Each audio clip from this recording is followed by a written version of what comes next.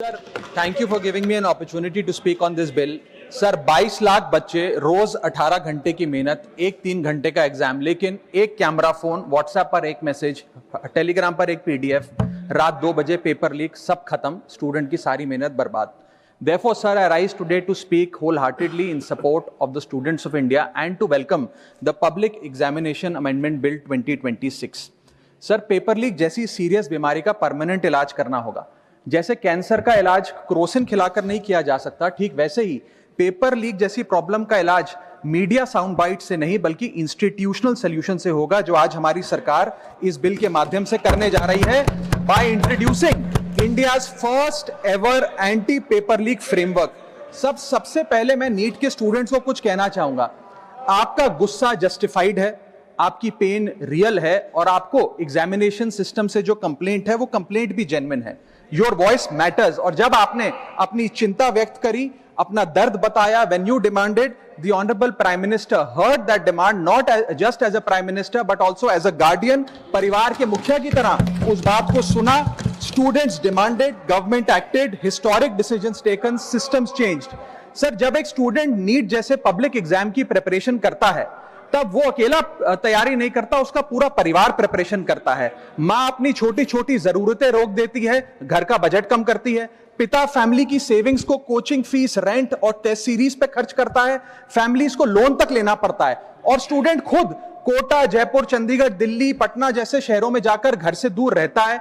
दिन में 18 घंटे पढ़ता है, रात 2 बजे तक पढ़ाई करता है और फिर अलार्म लगाकर सुबह 5 बजे क्लासेस के लिए उठ जाता है.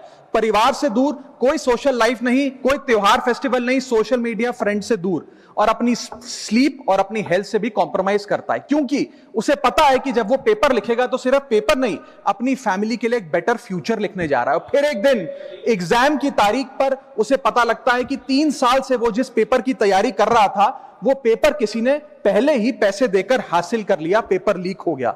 और इस समय सर सिर्फ पेपर लीक नहीं होता, उस स्टूडेंट का मेहनत, उसकी ड्रीम्स, उसकी सेल्फ बिलीफ, उसका ट्रस्ट, उसकी एस्पिरेशंस, ये सब लीक होती हैं और उसकी मेंटल और फिजिकल हेल्थ पे असर पड़ता है. I understand that pain sir, because मैं खुद भारत के अभी कुछ साल पहले ही भारत के एक पब्लिक एग्जामिनेशन सिस्टम का स्टूडेंट रहा, चार्टर्ड अकाउंटेंसी का. And sir, because I have spent enough time in this house critiquing the government, I have earned the right to say my next sentence with full conviction and sincerity कि जब बात students की आई, when it came to our students and the youth of India, the government heard, the government actioned and the government delivered. Students का feedback लिया, students की demands को honour किया और ये डेमोन्स्ट्रेट किया कि सरकार स्टूडेंट्स के साथ खड़ी है. जिस उम्मीद के साथ स्टूडेंट्स ने अपनी मांग प्राइम मिनिस्टर साहब के सामने रखी, उस चिंता को, उस दर्द को समझते हुए तमाम एक्शन लिए गए, तमाम स्टेप्स लिए गए, जैसे कि शॉर्ट टर्म और long term steps. Number 1, paper leak के बाद इमीडिएटली री एग्जाम कराया गया ताकि साल बर्बाद ना हो. जांच सीबीआई को सौंपी, एसआईटी का गठन हुआ, स्पेशल इन्वेस्टिगेशन टीम, जिसने 13 लोग मेन किंगपिन समेत गिरफ्तार किए. मात्र 75 दिन में, आज से 2 दिन पहले जब 75 दिन पूरे हुए जांच के, चार्जशीट भी फास्ट ट्रैक कोर्ट में दर्ज करा दी गई. जांच को महीनों सालों लटकाया नहीं. 47 नेशनल टेस्टिंग एजेंसी के ऑफिसर्स को शंट आउट किया गया. एजुकेशन सेक्रेटरी का तबादला हुआ, यहां तक कि मॉरल ग्राउंड्स पे हमारे ऑनरेबल होम एजुकेशन मिनिस्टर ने इस्तीफा तक दिया और स्टूडेंट प्रोटेस्टर्स के खिलाफ जो केसेस थे उन्हें विड्रॉ किया गया. बीरीड फैमिलीज जिसके अपने किसी घर के बच्चे को, किसी स्टूडेंट को खो दिया, उसको कॉम्पनसेशन दी जा रही है. एग्जाम सिक्योरिटी प्रोटोकॉल्स को स्ट्रेंथन किया जा रहा है और अगली बार से यह नीट का पेपर ओएमआर शीट से नहीं बल्कि फुल्ली कंप्यूटर बेस्ड टेस्टिंग से कराया जाएगा ताकि remotest chance of paper leak भी एलिमिनेट कर दिया जाए. इसी के साथ साथ सरकार ने एक हाई पावर टास्क फोर्स का गठन किया है जो फर्दर रिफॉर्म्स अंडरटेक करेगी कि भारत के पब्लिक एग्जामिनेशन सिस्टम की इंटेग्रिटी को कैसे प्रिजर्व और प्रोटेक्ट किया जाए. और इसमें इंडिया के मोस्ट अक्लेम्ड एक्सपर्ट्स जैसे कि नंदन नीलकनी साहब को समिति में डाला गया है. इसी के साथ साथ डेटरेंस क्रिएट करने के लिए, अपराधी के मन में खौफ पैदा करने के लिए एक ऐसा कानून लेकर आज सरकार सदन में आई है जिसके पास होने के बाद कोई अपराधी सपने में भी यदि पेपर लीक करने का सोचेगा तो उसकी रूह कांप जाएगी। पहली चीज, पेपर लीक को एक इंडिविजुअल द्वारा किया गया क्राइम नहीं, बल्कि एक ऑर्गेनाइज सिंडिकेट नेटवर्क द्वारा किए गए क्राइम के तौर पे ट्रीट किया जाएगा, जिसमें इनसाइडर हो, कोचिंग माफिया हो, लॉजिस्टिक वेंडर हो, प्रिंटिंग प्रेस हो, सॉल्वर गैंग हो, एग्जाम ऑफिशियल्स हो, सब पर कार्रवाई होगी। सबको दोषी करार देने के बाद, गिल्टी करार देने के बाद 10 साल तक की जेल होगी और 10 करोड़ रुपए तक का जुर्माना लिया जाएगा। सारे ऑफेंसेस को cognizable, non bailable, non compoundable बनाया गया। एक स्पेशल टास्क फोर्स का गठन किया गया कि अब कभी भी यदि पेपर लीक की संभावना भी उत्पन्न होती है तो यह स्पेशल टास्क फोर्स जांच करेगी और यह इन्वेस्टिगेशन सालों साल नहीं लटकाई जाएगी। 2 महीने के अंदर अंदर से इस इन्वेस्टिगेशन को कंप्लीट करना होगा। और इसी के साथ साथ फास्ट ट्रैक कोर्ट्स का गठन किया, जो ये इंश्योर करेंगे कि इसमें स्पीडी ट्रायल हो, डे टू डे ट्रायल हो, स्पेशल पब्लिक प्रोसिक्यूटर होगा, 3 महीने में पनिशमेंट सुनाई जाएगी। सर मैं बता दूं, हमारे देश में fast track courts heinous crimes के लिए बने हैं, जैसे कि क्राइम्स अगेंस्ट वुमेन, रेप और पॉस्को जैसे अपराध के लिए। आज हमने पेपर लीक को उस हीनियस क्राइम्स की कैटेगरी में ला खड़ा किया है सर। इसी के साथ साथ सर, इंस्टीट्यूशनल और systematic reforms will demonstrate zero tolerance towards paper leak, और इससे भारत की इंडियन पब्लिक एग्जामिनेशन सिस्टम की इंटेग्रिटी को हम प्रिजर्व और प्रोटेक्ट कर पाएंगे। ये सब इसलिए हुआ because sir there is nothing more important than the students and their future. Sir their voices mattered, their voices were heard and systematic and systemic changes have been brought in. उनकी आवाज को, students की आवाज को कोई political challenge नहीं, बल्कि एक परिवार की भीतर की चिंता की तरह समझकर, जैसे घर के बच्चे घर के बड़े से अपनी चिंता व्यक्त करते हैं, दर्द व्यक्त करते हैं, डिमांड्स रखते हैं, ठीक वैसे ही सरकार ने ये तमाम फीडबैक लेते हुए एक्शन लिया। Sir Benjamin Franklin, American philosopher, statesman, diplomat रहे, उन्होंने कहा था well done is better than well said. सालों तक इस देश में पेपर लीक होता आया, लेकिन सिर्फ डिस्कशन और सिर्फ साउंड बाइट हुई। आज एक्शन हो रहा है, सिस्टमैटिक रिफॉर्म्स आ रहे हैं और भारत का पहला एंटी पेपर लीक फ्रेमवर्क बनके तैयार है और आपके सामने है।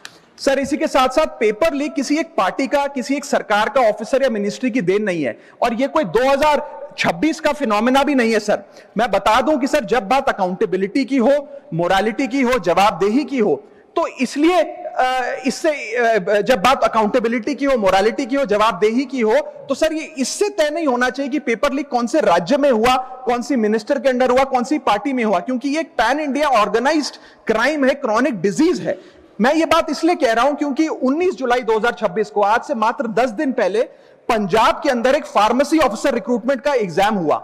उसमें मैसिव इरेगुलरिटीज देखी गई, ब्लूटूथ डिवाइसेस के माध्यम से लाइव चीटिंग चल रही थी, और चीटिंग सिंडिकेट वो चीटिंग फैसिलिटेट कराने के लिए 13-13 लाख रुपए का रेट चार्ज कर रहा था। यही नहीं सर, आम आदमी पार्टी की सरकार जब पंजाब में बनी तब से अभी तक नायब तहसीलदार के एग्जाम में इरेगुलरिटीज देखी गई और लार्ज स्केल चीटिंग हुई। पंजाब स्टेट एजुकेशन बोर्ड में 12वीं क्लास का इंग्लिश का पेपर लीक हुआ, पीएसटीटी स्कूल टीचर रिक्रूटमेंट का एग्जाम का पेपर लीक हुआ, पीएसएसबी के ग्रुप ऑफिसर का रिक्रूटमेंट का एग्जाम लीक हुआ, एग्रीकल्चरल डेवलपमेंट ऑफिसर की रिक्रूटमेंट का एग्जाम लीक हुआ, और एक्साइज और टैक्सेशन इंस्पेक्टर की रिक्रूटमेंट की मेरिट की लिस्ट जब आई तो उसमें फर्जी नाम डाल के जारी कर दिया गया। सर मैं आ रहा हूं, अब मैं कांग्रेस में आ रहा हूं। आप कांग्रेस का सुनिए सर, ये मेरा समय खराब कर रहे हैं। आप बोले ना, बोले आप बोले। सर जब सर कांग्रेस की कर्नाटक में सरकार है, इसी साल जनवरी 2026 में एसएसएलसी का पेपर हुआ। इसी साल कर्नाटक में कांग्रेस की सरकार के अंडर एसएसएलसी का पेपर हुआ, पेपर लीक हुआ, और वो पेपर ऑनलाइन 200 रुपए में स्टूडेंट्स को बेचा जा रहा था। हिमाचल प्रदेश में HP state selection commission recruitment exam का पेपर कांग्रेस के कार्यकाल में लीक हुआ। अब आप सुनिए सबसे चौंका देने वाली घटना। सर सबसे शॉकिंग और सैड बात यह है कि 2016 में कर्नाटक में जब कांग्रेस की सरकार थी तब वहां पे 12वीं कक्षा का प्री यूनिवर्सिटी कॉलेज का 12th का केमिस्ट्री का पेपर लीक हुआ। ये क्लासरूम का पेपर नहीं था सर, ये स्टेट बोर्ड एग्जाम था। ये स्टेट का एग्जाम जब पेपर लीक हुआ, बच्चे एग्जाम देकर घर आ गए, पता लगा पेपर लीक हो गया, पेपर कैंसिल कर दिया। 20 दिन बाद री एग्जाम कराया गया, री एग्जाम का पेपर भी लीक हो गया, और उसके बाद रात को 3:30 बजे वो पेपर व्हाट्सएप पे घूम रहा था, री एग्जाम को भी कैंसिल करना पड़ा। इसके बाद जब जांच हुई, स्टेट सीआईडी ने जांच करी, तो 3 लोगों को अरेस्ट किया, जिसमें कर्नाटक सरकार के मेडिकल एजुकेशन मिनिस्टर डॉक्टर शरण पाटिल का पीए खुद शामिल था। पीए 10-10 लाख रुपए लेकर पेपर लीक कर रहा था। उसके बाद जब मंत्री जी से पूछा गया कि आप इस्तीफा क्यों नहीं देते, आपकी मॉरल और डायरेक्ट जिम्मेदारी बनती है, आपके दफ्तर का आपका पीए पेपर लीक कर रहा है, आप क्यों नहीं इस्तीफा देते? तो उन्होंने कहा कि there is no question of resigning, अगर कुछ गलत हुआ है तो वो मेरे पीए का पर्सनल मैटर है, उसकी पर्सनल लाइफ है। वहां सर ऑफिस गवर्नमेंट का, डेजिग्नेशन गवर्नमेंट की, एक्सेस गवर्नमेंट का, बट अरेस्ट की बात आई तो पर्सनल लाइफ का मैटर है। और आयरनी देखिए, आज 2026 में कर्नाटक में फिर कांग्रेस की सरकार है और डॉक्टर शरण पाटिल फिर मंत्री हैं और उसी विभाग के मंत्री हैं, मेडिकल एजुकेशन विभाग के मंत्री। ये है स्टैंडर्ड ऑफ अकाउंटेबिलिटी।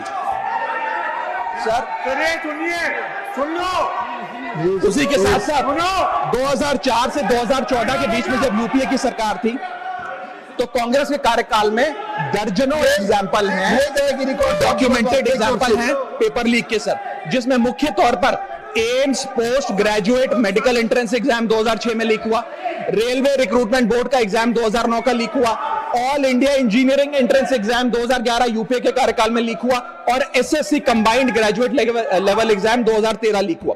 सर इस पीरियड में उस समय की यूपीए सरकार ने क्या किया? कोई अकाउंटेबिलिटी एस्टैब्लिश करी, कोई एग्जाम सिक्योरिटी आर्किटेक्चर को ओवरऑल करने के लिए कोई कानून लाए, कोई dedicated anti paper leak law लाए? कुछ नहीं लाए। सर मैं एक बात कहना चाहता हूं, सर पॉलिटिकल मेमोरी सिलेक्टिव हो सकती है, पब्लिक रिकॉर्ड सिलेक्टिव नहीं हो सकता। अगर नेशनल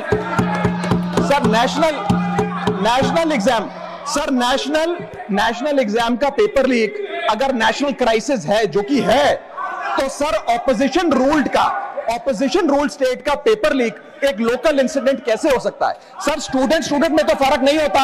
अगर नीट के स्टूडेंट्स का पेन जेन्युइन है, जो कि जेन्युइन है, तो सर पंजाब के फार्मेसी एग्जाम के स्टूडेंट्स का और कर्नाटक के एसएलसी एग्जाम के स्टूडेंट्स का पेन भी जेन्युइन है। स्टूडेंट का पेन पार्टी देखकर चेंज नहीं होता और ठीक उसी तरह रिफॉर्म और अकाउंटेबिलिटी भी पार्टी देखकर चेंज नहीं हो सकती। अब स्टूडेंट्स के बारे में कुछ कहना चाहता हूं। सर देयर वॉइस मैटर्स, उनकी मांगे जायज हैं। सर स्टूडेंट्स द्वारा प्रोटेस्ट करना, सवाल पूछना, डिमांड रेस करना, कोर्ट जाना, पीसफुल मार्च निकालना, ये सब उनका संवैधानिक अधिकार है और ये करना भी चाहिए। लेकिन सर स्टूडेंट का प्रोटेस्ट स्टूडेंट का रहे, किसी पॉलिटिकल पार्टी की रैली ना बन जाए। वे अपना माइक किसी को आउटसोर्स ना करे, क्योंकि सर स्टूडेंट की लड़ाई तो एग्जाम सिस्टम को सिक्योर बनाने की है, नेताओं की लड़ाई अपनी सोशल मीडिया रीच बढ़ाने की है।